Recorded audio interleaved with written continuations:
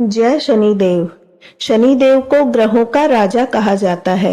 भगवान भोलेनाथ ने इन्हें न्याय के देवता की उपाधि दी है। शनिदेव को बहुत जल्दी क्रोध आता है।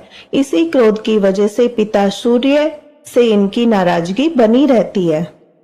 इनके क्रोध से सभी बचने की कोशिश करते हैं, वरना व्यक्ति पर मुसीबतों का पहाड़ टूट पड़ता है। इन्हें प्रसन्न करने के लिए शनिवार व्रत रखा जाता है।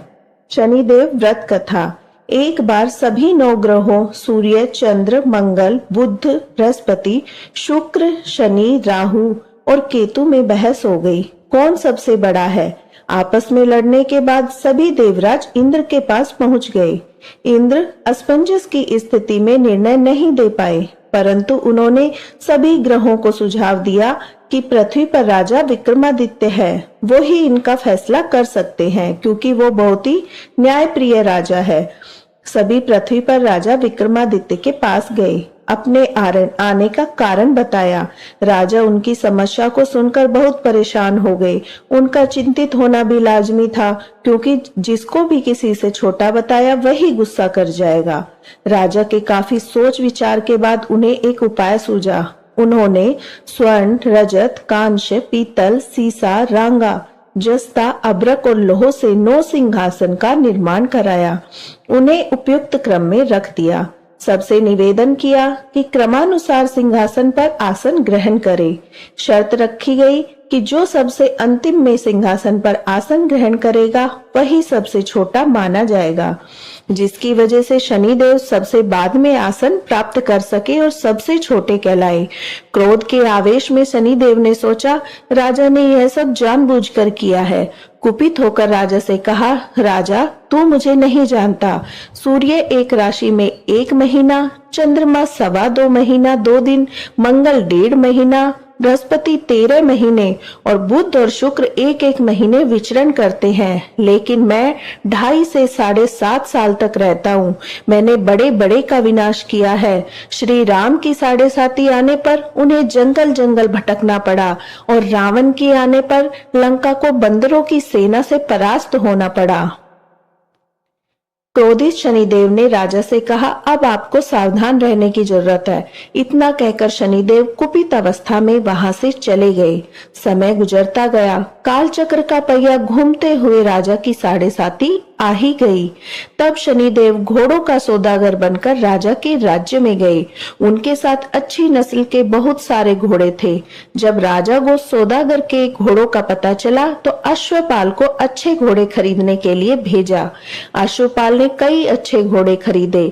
इसके अलावा सौदागर ने उपहार स्वरूप एक उस सर्वोत्तम नस्ल के घोड़े की सवारी हेतु राजा को दे दिया। राजा विक्रमादित्य जैसे ही उस घोड़े पर बैठे, वह सरपट वन की ओर भागने लगा। जंगल के अंदर पहुंचकर वह गायब हो गया। भूख प्यास की स्थिति में राजा जंगल में भटकते रहे। अचानक उन्हें एक ग्वाला दिखाई दिया, जिसने राजा की प्यास बुझाई। राजा ने प्रसन्नता में उसे अपनी अंगूठी देकर नगर की तरफ चले गए। वहां एक सेठ की दुकान पर पहुंचकर उन्होंने जल पिया और अपना नाम वीका बताया। भाग्यवश उस दिन सेठ की खूब आमदनी हुई। सेठ खुश होकर उन्हें अपने साथ घर ले गया। सेठ के घर में खूंटी पर एक हार टंगा था, जिसको खूंटी निगल रही थी। कुछ ही देर में हार पूरी तरह से गायब हो गया। सेठ वापस आया तो हार गायब था। उसे लगा कि वीका ने ही उसे चुराया है। सेठ ने वीका को कोतवाल से पकड़वा दिया और दंड स्वरूप राजा उसे चोर समझकर हाथ पैर कटवा दिए। अपंग अवस्था में उसे नगर के बाहर फेंक दिया गया। तभी वहां से एक तेली निकला, जिसको वीका पर दया आ गई। उसने वीका को अपनी गाड़ी में बिठा लिया। वीका अपनी जीभ से बैलों को हाँकने लगा। कुछ समय पश्चात राजा की शनि दशा समाप्त हो गई। वर्षा काल आने पर वीका मल्हार गाने लगा। एक नगर की राजकुमारी मनभावनी ने मल्हार सुनकर मन ही मन प्रण किया कि जो भी यह राग गा रहा है वो उसी से विवाह करेगी। उन्होंने दासियों को खोजने के लिए भेजा, परंतु वापिस आकर उन सब ने बताया कि वह एक अपंग आदमी है। राजकुमारी यह जानकर भी नहीं मानी। अगले ही दिन वह अनशन पर बैठ गई। जब लाख समझाने पर राजकुमारी नहीं मानी, तब राजा ने उस तेली को बुलवा भेजा और वीका से विवाह की तैयारी करने के लिए कहा। वीका से राजकुमारी का विवाह हो गया। एक दिन वीका के स्वप्न में शनिदेव ने आकर कहा कि देखा राजन, तुमने मुझे छोटा बताकर कितना दुख झेला है। राजा ने क्षमा मांगते हुए हाथ जोड़कर कहा, हे शनिदेव, जैसा दुख मुझे दिया है किसी और को ऐसा दुख मत देना। शनिदेव इस विनती को मान गए और कहा कि मेरे व्रत और कथा से तुम्हारे सारे कष्ट दूर हो जाएंगे। जो भी नित्य मेरा ध्यान करेगा, चींटियों को आटा डालेगा, उनकी मनोकामना पूर्ण हो जाएगी। शनिदेव ने राजा को हाथ पैर भी वापस दिए। दूसरे दिन जब सुबह राजकुमारी की आंखें खुली तो वह आश्चर्यचकित हो गई। वीका ने मनभावनी को बताया वह राजा उज्जैन का राजा विक्रमादित्य है। मनभावनी खुशी से फूले समा रही थी। राजा और नगरवासी अत्यंत प्रसन्न हुए। सेठ ने जब यह सुना तो वह पैरों पर गिरकर क्षमा मांगने लगा।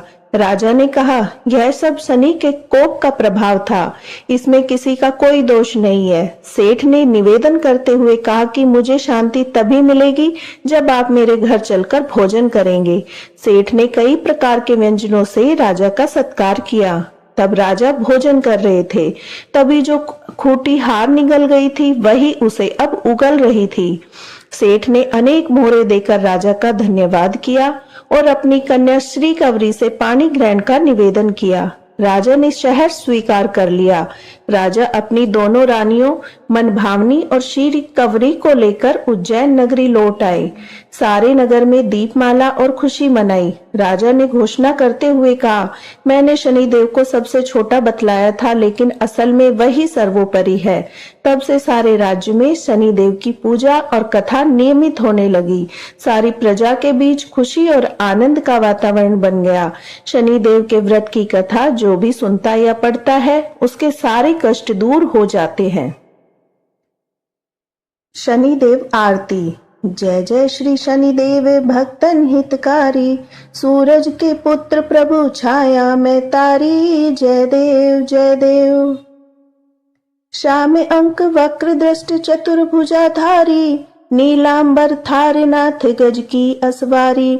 श्याम अंक वक्र दृष्ट चतुर्भुजाधारी, नीलांबर धारनाथ गज की असवारी।